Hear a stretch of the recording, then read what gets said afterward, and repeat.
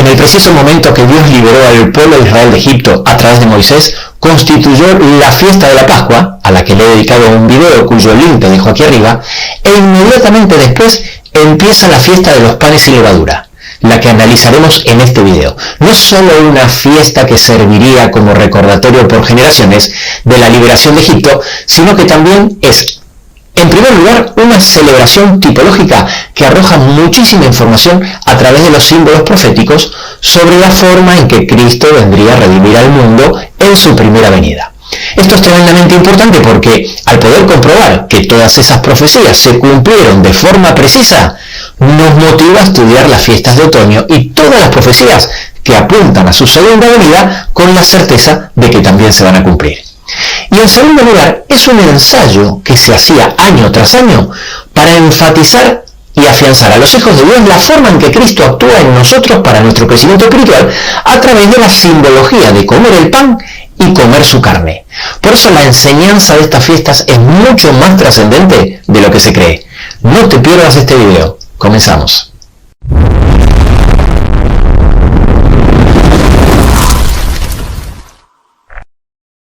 El pueblo de Israel pasó por un viaje muy significativo desde Egipto a Canaán. No fue solo un viaje físico, sino también espiritual lleno de simbolismos. Un viaje que trasciende su importancia histórica, ya que está lleno de enseñanzas importantes para nuestras vidas. Porque Dios no solo enseña las verdades bíblicas a través de símbolos o rituales, sino a través de las historias. Por eso están registradas en la Biblia y por eso es tan importante que las conozcamos. Veamos el paralelismo entre la historia de la liberación de Egipto, la fiesta de la Pascua que Dios crea a partir de ese acontecimiento histórico con sus rituales y su cumplimiento. Justo antes de la 10ª plaga de Egipto, donde iban a morir los primogénitos, un día 14 del mes de Nisán, Dios mandó al pueblo de Israel a sacrificar un cordero. Este acontecimiento histórico, que marcaría para siempre al pueblo de Israel, daba inicio a la fiesta de la Pascua. Una fiesta con un ritual bien específico, donde también el mismo día 14 de Nisán debía sacrificarse un cordero. Esta fiesta debía celebrarse hasta la llegada del Mesías, que le daría el cumplimiento profético, siendo crucificado el mismo día. Esa misma noche de liberación, ya entrado el 15 de Nisán, después de sacrificar al cordero, Dios les ordenó pintar los postes y el dintel de las puertas con su sangre para ser librados de la muerte de los primogénitos. Solo se salvarían aquellos que estén dentro de las casas cuyos portales fueran marcados con la sangre del cordero. Durante la fiesta de la Pascua, el sacrificio del cordero era una ofrenda de holocausto y por consiguiente la sangre debía ser rociada sobre el altar. Finalmente, Cristo murió en la cruz, pero antes, en el aposento alto, Jesús, tomando la copa con el jugo de la vid y habiendo dado gracias, les dio diciendo: bebed de ellas todos, porque esta es mi sangre del nuevo pacto que por muchos es derramada para remisión de los pecados. Y de esta forma, a través de las edades, el pueblo de Dios realiza un rito que demuestra su aceptación a la sangre de Cristo para redimirnos. Es la confirmación de un pacto que trae bendición. Luego, después de la puesta del sol, cuando ya había comenzado el día 15 de Nisán, debían comer al cordero. Lo mismo ocurría en las fiestas de Pascua. Después de sacrificar el cordero, debían comerlo, y ese mismo día comenzaba la fiesta de los panes sin levadura, y durante 7 días debían comer panes sin levadura. Justo antes de ser entregado Jesús en el aposento alto, tomó el pan, lo bendijo y lo partió, y dio a sus discípulos y dijo: tomad, comed, este es mi cuerpo. Antes de la muerte de Cristo se comía literalmente el cuerpo del sacrificio simbólico. Y a partir de la muerte de Cristo se come simbólicamente el cuerpo del sacrificio literal. Pero el paralelismo no termina ahí. Tan pronto el pueblo de Israel experimentó la salvación y liberación a través del poder de la sangre del cordero, abandonaron su antigua vida de esclavitud en Egipto. De manera similar, cuando los cristianos entendemos que somos liberados del pecado y la muerte por la sangre de Jesucristo, decidimos seguirlo a una nueva vida. En 1 Corintios 10, de los versículos 1 al 4, el apóstol Pablo hace referencia a varios eventos claves en la historia de Israel como símbolos de verdades espirituales. En el versículo 2 dice que fueron bautizados en la nube y en el mar. Así como el pueblo de Israel atravesó el Mar Rojo y fue bautizado de forma simbólica en el mar, De la misma forma, nosotros nos bautizamos como demostración pública de que empezamos una nueva vida en la libertad que nos ofrece Cristo. Entramos en un maravilloso pacto representado por el bautismo. La palabra bautismo significa inmersión. El sumergirnos en las aguas representa nuestra muerte de la vieja vida y cuando salimos nuevamente simboliza un nuevo nacimiento. Nos convertimos en una nueva vida en Cristo Jesús. En eso consiste el pacto. Así de sencillo, Jesús toma nuestra muerte y nosotros tomamos su vida. Esto mismo se lo explicó Jesús a Nicodemo cuando les dijo en Juan 3, versículo 3, que el que no naciera de nuevo no puede ver el reino de Dios. Y en Romanos 6:4 no lo puede dejar más claro cuando dice, porque somos sepultados juntamente con él para muerte por el bautismo, a fin de que como Cristo resucitó de los muertos, así también nosotros andemos en vida nueva. A partir de allí, así como el pueblo de Israel atravesó un desierto entre Egipto y Canaán, así también la vida en esta tierra es un desierto llena de pruebas, tentaciones y dificultades. Pero en medio de este desierto Dios provee para nosotros. Y en el versículo 3 y 4 nos dice que todos comieron un alimento espiritual, refiriéndose a maná, y bebieron una bebida espiritual, refiriéndose al agua que salía de la roca que simbolizaba a Cristo. Los cuales son esenciales para nuestra vida espiritual en el desierto de este mundo. Jesús dijo, yo soy el pan de vida. El que a mí viene nunca tendrá hambre y el que en mí cree no tendrá sed jamás. Antes de hablarte del maná, ese pan del cielo que era el alimento espiritual que le da sentido a la fiesta de los panes sin levadura y tema central de este video, déjame hablarte primero de la bebida espiritual. Jesús no escatimó esfuerzos en explicar que el Espíritu Santo viene de Dios, pero a través de él mismo.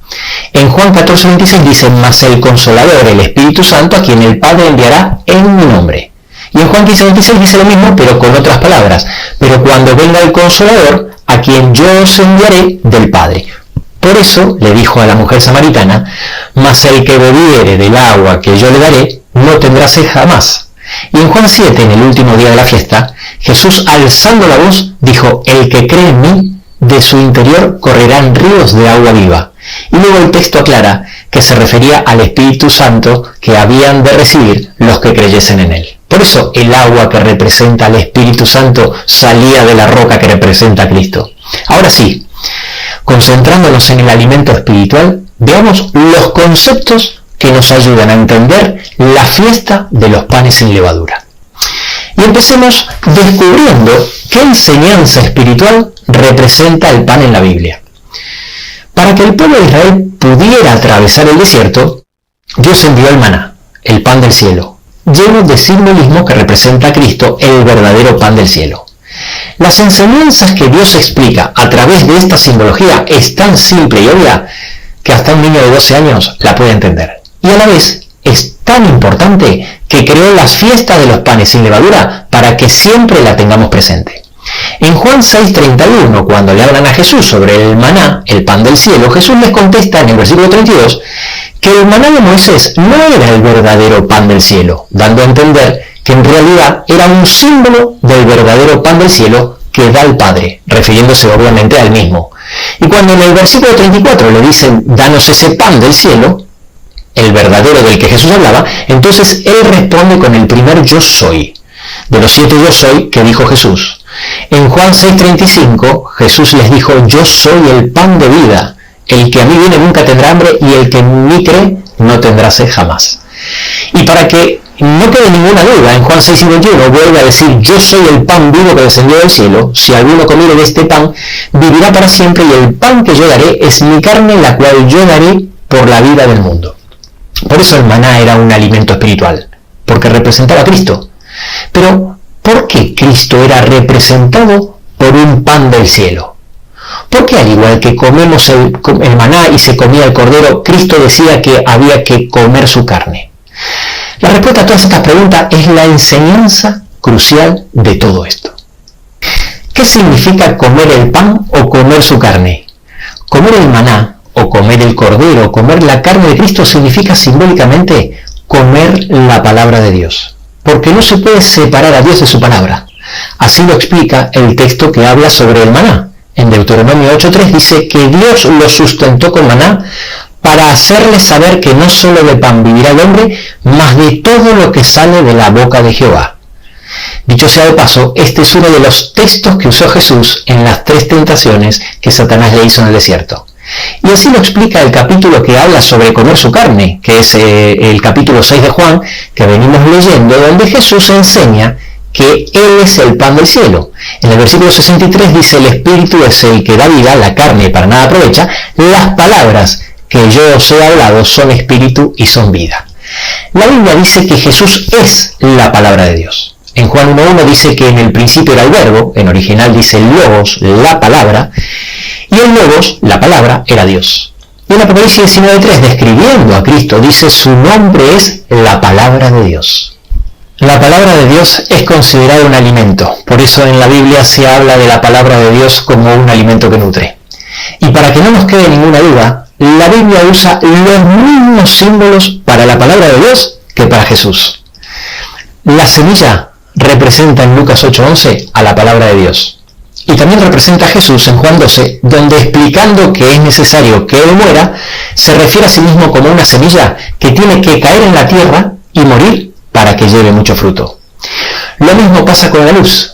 En Salmo 119.105, la palabra de Dios es una luz en nuestro camino. Y en 2 de Pedro 1.19 es una antorcha que alumbra en lugar oscuro. Y de la misma forma, en Juan 8.12, Jesús dijo: yo soy la luz del mundo. Exactamente lo mismo pasa con la simbología del pan. Son muchos los textos que hablan de la palabra de Dios como pan. En Mateo 4.4 Jesús dijo: escrito está. Dice: no solo de pan vivirá el hombre, sino que de toda palabra que sale de la boca de Dios, haciendo referencia al Deuteronomio 8.3. Y el profeta Amós habla de hambre en la tierra, refiriéndose a la escasez de la palabra de Dios. Él dice: no hambre de pan ni sed de agua, sino de oír la palabra de Jehová. Y en Juan 6.35 Jesús dijo: yo soy el pan de vida. ¿Qué pasa cuando se rechaza el pan del cielo o la carne de Cristo? Si se come la carne de Cristo, nos ayuda a crecer en una nueva criatura en Cristo Jesús. Es una bendición para vida eterna. Pero si no se come, se pudre y es una maldición. Igual que su sangre. Si se bebe es para bendición, representada en el jugo de la vid, pero por el contrario, el rechazar el pacto y no aceptar la sangre de Cristo está simbolizado en la Biblia con derramar su sangre, lo cual trae maldición a la tierra, contaminándola, tal como expresan los versículos que aquí te dejo en pantalla.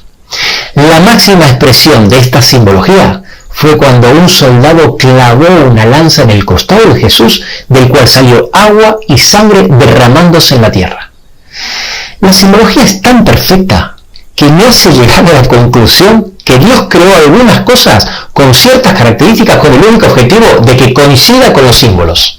Por ejemplo, ¿sabías que la sangre tiene exactamente el mismo color que el jugo de la vid y es imposible notar la diferencia por su color? Dicho sea de paso, cuando en Apocalipsis se habla que los ríos y los mares se convertirán en sangre, no esperes un cumplimiento literal. Es simbólico y hace referencia al rechazo masivo de la palabra de Dios en el planeta. ¿Por qué el pan debe ser sin levadura? La levadura cambia la composición de la masa mediante la fermentación, al igual que el jugo de la vid, que al fermentar se transforma en vino.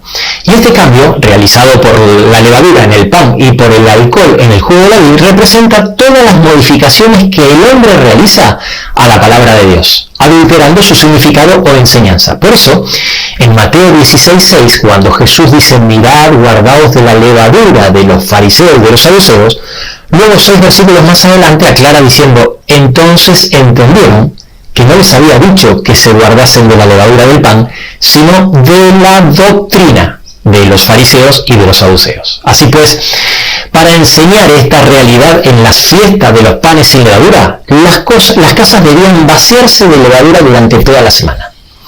La Biblia nos advierte sobre varios tipos de levadura, simbolizando de esta manera diferentes formas de adulterar o deformar la palabra de Dios.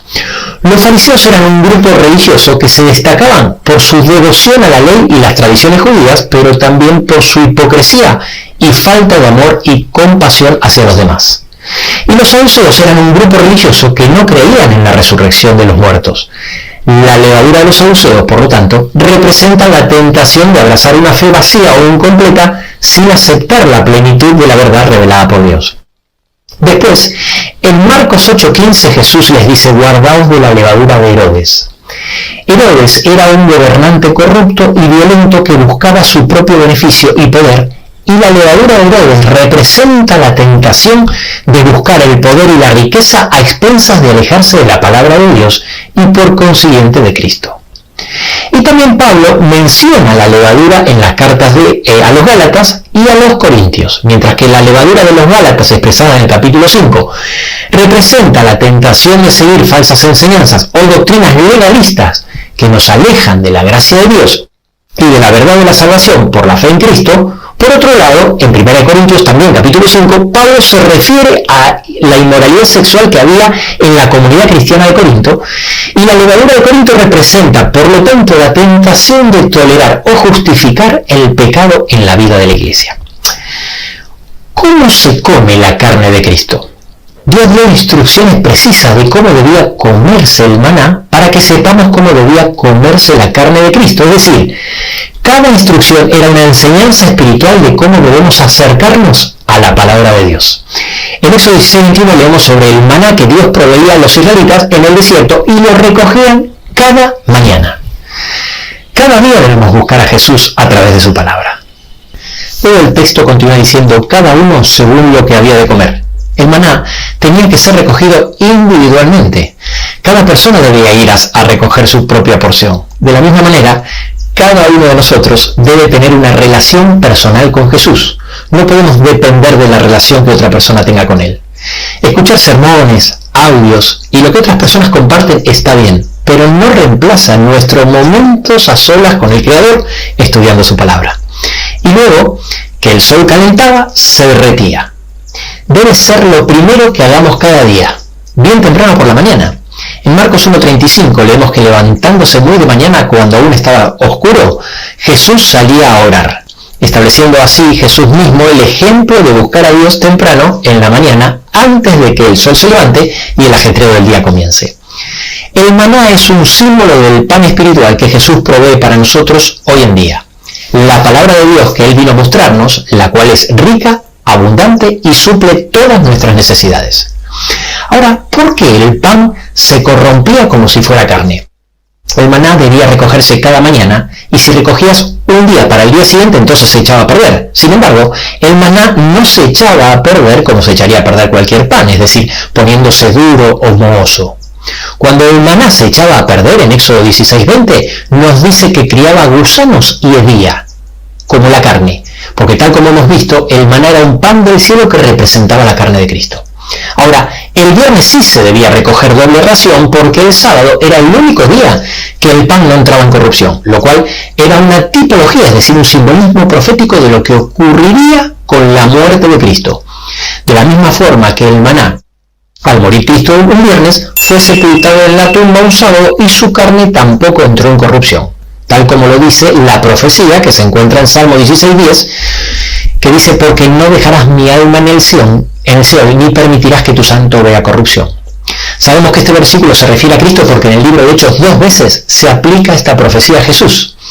Otro simbolismo importante que demuestra que Cristo murió un viernes y descansó en la tumba un sábado y su carne no entró en corrupción, simbolizado por el maná. Este era el motivo por el cual en Éxodo 12:10 dice: ninguna cosa dejaréis de él hasta la mañana, y lo que quedare hasta la mañana lo quemaréis en el fuego, porque la carne del cordero no debía entrar en corrupción. Muchos dicen: lo importante no es lo que creemos, sino reflejar el amor de Cristo. Por supuesto que lo importante es reflejar el amor de Cristo, pero si somos indiferentes a sus palabras y no aplicamos sus enseñanzas en nuestras vidas, entonces no tenemos su amor. Por eso él dijo en 1 de Juan 2, del 4 al 6, que el que dice yo le conozco y no guarda sus mandamientos, el tal es mentiroso. Que el amor de Dios se perfecciona en el que guarda su palabra, y que el que quiere permanecer en Jesús debe andar como él anduvo. Si yo digo que tengo el amor de Cristo, pero no aprendo ni aplico sus palabras, estoy vaciando el amor de Cristo de contenido. Muchos me preguntan en los comentarios si aún debemos seguir guardando las fiestas judías. Cuando Cristo murió, obviamente las fiestas ya dejaron de celebrarse. Te voy a mencionar los dos motivos más importantes. En primer lugar, ya no hay necesidad de hacer sacrificios, que era la parte central de todas las fiestas. Y en segundo lugar, para que no quede duda sobre este punto, Dios se encargó de que no haya templo en Jerusalén, que era el único lugar donde Dios permitió que se celebrasen las fiestas. Pero Jesús no dejó a los cristianos sin fiestas. Justo antes de morir y que todo el sistema de fiestas judíos y sacrificios queda abolido, Él instituyó una nueva fiesta para todos los cristianos: el comer su carne y beber su sangre a través de la Santa Cena. Ahora bien, para que la práctica de un rito tenga sentido, debemos vivir en nuestras vidas lo que ese rito representa. Por ejemplo, el bautismo no tiene sentido si no aceptaste a Jesús en tu vida como tu Salvador. Casarte no tiene sentido si no amas a tu pareja. Y lo mismo aplica para la Santa Cena, la Eucaristía, la Santa Comunión, la Cena del Señor o como sea que la llamen en tu iglesia. No tiene sentido que la practiques comiendo el pan que representa su carne y bebiendo el jugo de la vid que representa su sangre si no estudiamos la palabra de Dios y la aplicamos a nuestra vida para que crezca en nosotros una nueva criatura espiritual en Cristo Jesús. En el bautismo tomamos la decisión de aceptar y seguir a Cristo. Y en la Santa Cena renovamos nuestro voto periódicamente. Ahora entendemos por qué en Efesios 5:26 explica que somos purificados en el agua por la palabra de Cristo. Por eso no tengas dudas que en la comprensión de estos temas puede estar la salvación eterna tuya y de tu familia. Porque cuanto más conozcas la palabra de Dios y su máxima expresión, que es nuestro Señor Jesús, más podrá trabajar el Espíritu Santo para que el amor de Cristo te transforme a su imagen y semejanza.